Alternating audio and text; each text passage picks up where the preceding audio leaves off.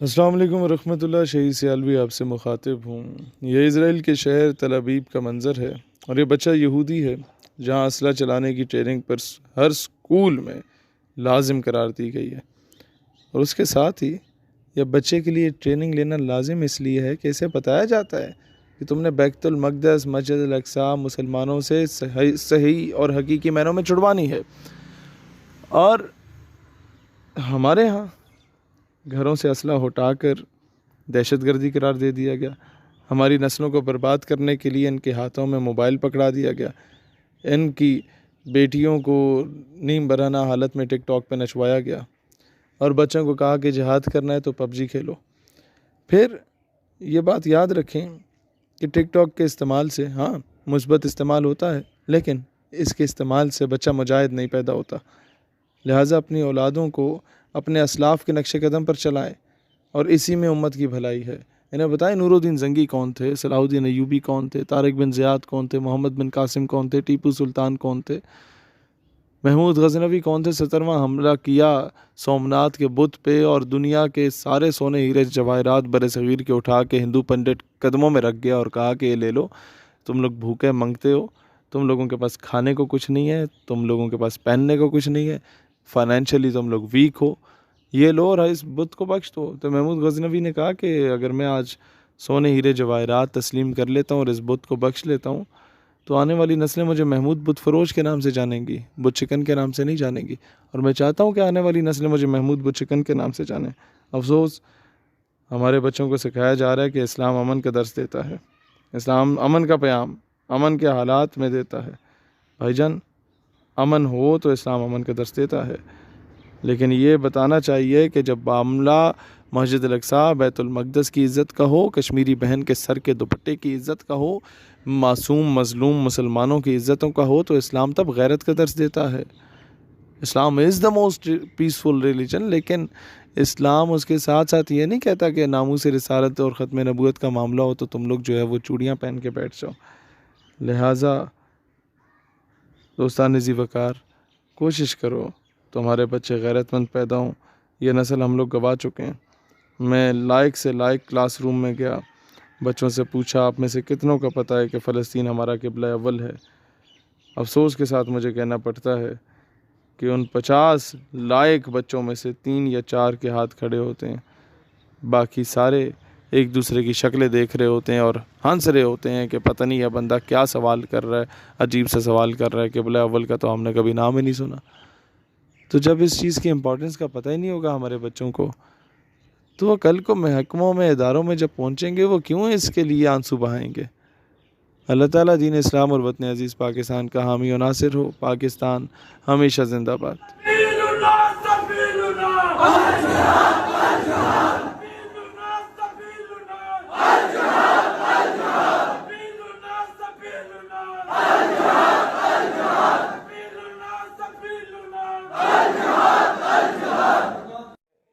لکھ رہا ہوں میرے الفاظ، پاکستان اور ایران کو لڑوانے کی کوشش کی جائے گی، پھر پاکستان سعودیہ کو لڑوانے کی کوشش کی جائے گی، پھر پاکستان اور افغانستان کو لڑوانے کی پوری حد الوسع کوشش کی گئی۔ آپ کے میڈیا پہ بیٹھ کے آپ مسلم ممالک کے خلاف بکواس کر لیں، لوگ کہیں گے بلے بلے بلے پاکستان کی سالمیت کی بات ہو رہی ہے۔ ذرا سا انڈیا، امریکہ اور اسرائیل کے خلاف بات کریں نا تو کہیں گے یہ ہیٹ سپیچ پھیلا رہے ہیں، یہ آپ نفرت پھیلا رہے ہیں۔ یہ اس طریقے کے یہودیوں کی اولادیں بیٹھی ہوئی ہیں جو ہمیں آ کے روک رہی ہوتی ہیں۔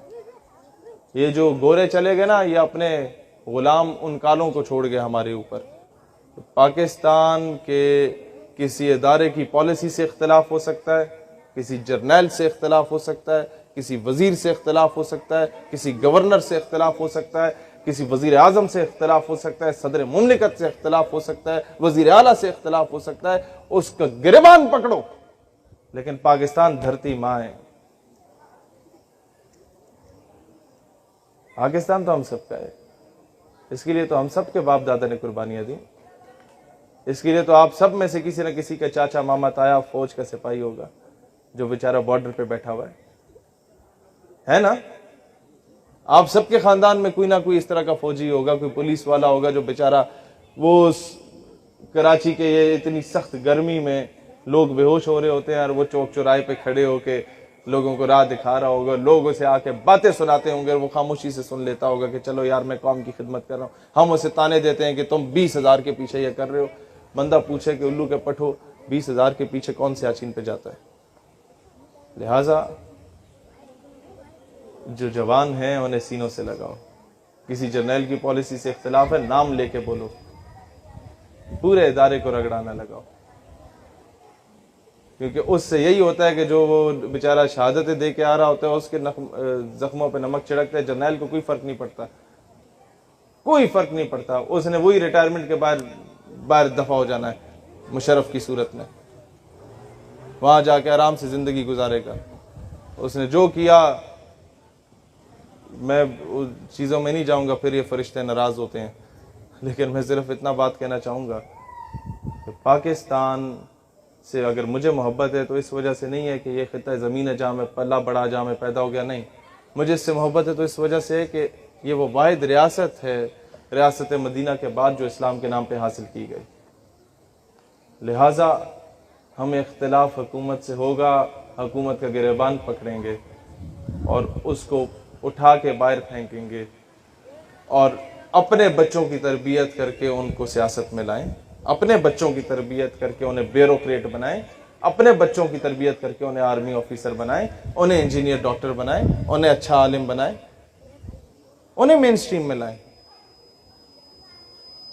آپ مجھے بتائیں, بالفرض خدا نہ خواستہ 2-3 حصے ہو گیا ملک, تو انگریزوں کے کتے نہلانے والے تو ہر صوبے پہ قابض بیٹھے ہوئے.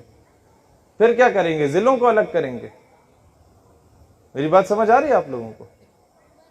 یہ نواب وڈیرے تو وہی بیٹھے ہوئے ہیں. انہوں نے تو آپ کو بلوچستان میں بھی محروم رکھا, انہوں نے آپ کو پنجاب میں بھی محروم رکھا. پنجاب آپ کو کیا لاہور نظر آتا ہے صرف؟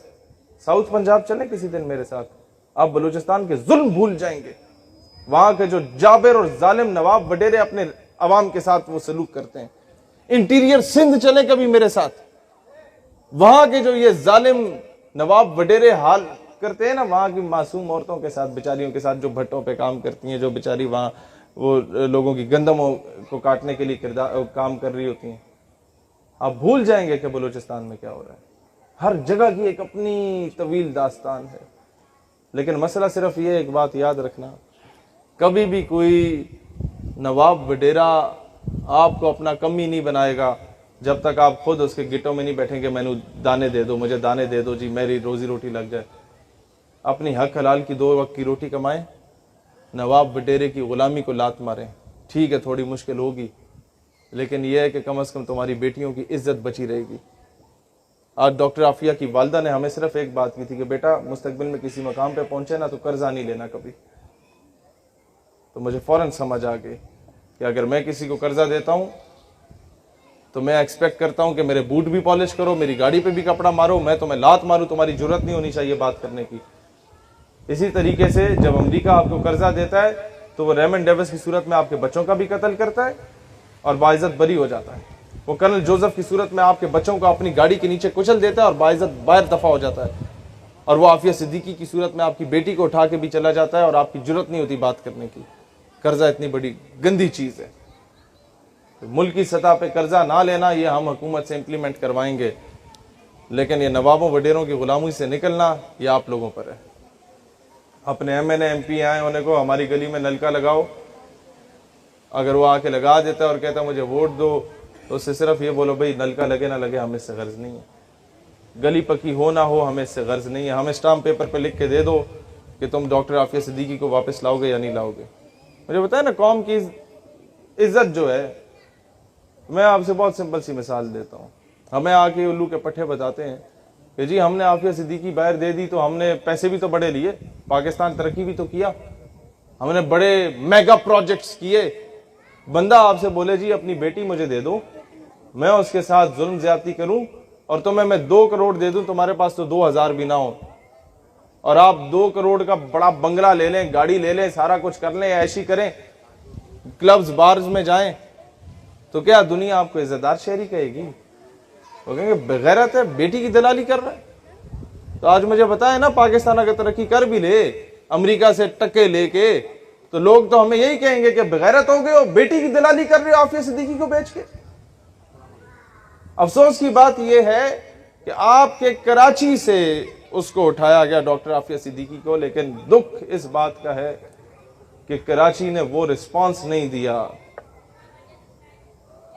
رسپانس تو مجھے دکھ ہے کہ پاکستان نے پورے کوئی نہیں دیا۔ امت مسلمہ کا معاملہ ہے۔ ان کی والدہ کہتی ہیں، میں آخری بات کر کے اجازت چاہتا ہوں، بارش کا بھی وقت ہے۔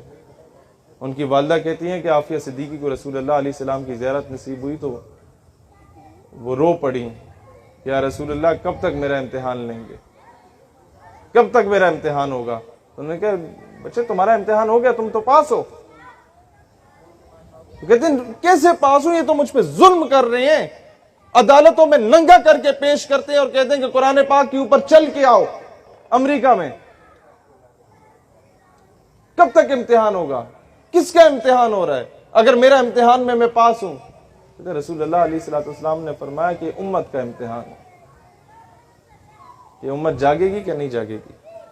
اگر یہ امت بیٹیوں پہ نہیں جاگتی نا تو پھر بھول جاؤ کہ کل ہمارے گھر میں بھی آ کے امریکہ دستک دے گا۔ یہ ذرا سے پڑوس میں 4-5 کلومیٹر کے فاصلے پہ ڈاکٹر عافیہ صدیقی کا گھر ہے، وہاں تک دستک دے سکتا ہے نا؟ ہم کچھ بھی نہیں، یہاں بھی دستک دے سکتا ہے۔ آؤ بیٹیاں پیش کرو، کیا کرو گے؟ بات وہیں پر آ کے ختم ہوگی۔ حمیت نام تھا جس کا، گئی تیمور کے گھر سے۔ بات وہیں پر آ کے ختم ہوگی کہ بیچ کے ہم کہیں گے مولانا صاحب دعا کر دیں قوم کی بیٹی واپس آ جائے۔ وزیر اعظم بھی دعا کر رہا ہوگا، میں بھی دعا کر رہا ہوں گا، بندہ کرسی ہے تمہاری، یہ جنازہ تو نہیں ہے، کچھ کر نہیں سکتے تو اتر کیوں نہیں جاتے؟ اللہ وطن کو جو میرے لوٹ رہے ہیں، یہ قوم کے غدار ہیں، مر کیوں نہیں جاتے؟ بندہ ان سے پوچھے کہ بھائی جان اگر آپ وزیر اعظم ہیں، یہ تو وہی بات ہوئی نا، بیچ کر تلواریں خرید لیے مسلح ہم نے، بیٹیاں لٹتی رہیں اور ہم دعا کرتے رہے اور کہتے رہے کہ جناب وہ اپنے آپ کو بہتر کر دو۔ یا جا کے ہمیں یہی یہ جو دانیال بھائی بات بتا رہے نا، مرزا قادیانی کا سب سے بڑا ایم اینڈ آبجیکٹو آگے یہ تھا کہ جہاد کی روح کو ختم کر دو مسلمانوں کے اندر سے، انہیں بزدل اور بغیرت بنا دو تاکہ سلطنت برطانیہ کے خلاف نہ اٹھیں۔ 1857 کی جنگ آزادی کے بعد مرزا قادیانی کو لانچ کیا گیا تھا، اور اسی کے پیروکار جو قادیانی ہیں یا نہیں ہیں لیکن اس کے نظریے پہ چلنے والے، کیونکہ اس کا نظریہ امپوز کر دیا گیا ہر جگہ پہ۔ لوگ آ جا کے ہم اگر عافیہ صدیقی صاحبہ کی بات کریں نا کہ انہیں رہائی دلواؤ، لوگ کہتے ہیں تمہاری داڑھی پوری نہیں ہے، تم جو ہو باشرہ نہیں ہو، تم پہلے خود کو بہتر کرو، اپنا اخلاق بہتر کرو، پھر عافیہ صدیقی کی بات کرو۔ میں نے کہا بھائی جان آپ کی بہن اگر کوئی اٹھا کے لے جائے تو پہلے کیا 40 دن تبلیغی دورے پہ جائیں گے، پھر جا کے بہن کو واپس لائیں گے؟ سمجھ رہے ہیں اس بات کو؟ لہذا ہر بندہ، آپ اگر عالم ہیں آپ اپنا رول پلے کریں، آپ اگر سپورٹس مین ہیں آپ اپنا رول پلے کریں، آپ اگر لکھاری ہیں اپنا کردار ادا کریں، آپ اگر کسی محکمے میں آپ اپنا کردار ادا کریں، آؤٹ آف دا وے جا کے آپ نے اپنا رول پلے کرنا ہو، اپنے ملک کے لیے کریں۔ جہاں نظر آ رہا ہو کہ کوئی غداری ہو رہی ہے تو کھڑے ہو جائیں، نوکریاں نہ بچائیں، کہہ دیں کہ جناب ہماری بیلٹ یہ حاضر ہے، ملک کی عزت کو نہیں بیچیں گے، کہہ دیں جی یہ ہمارے رینکس حاضر ہیں، بس مزید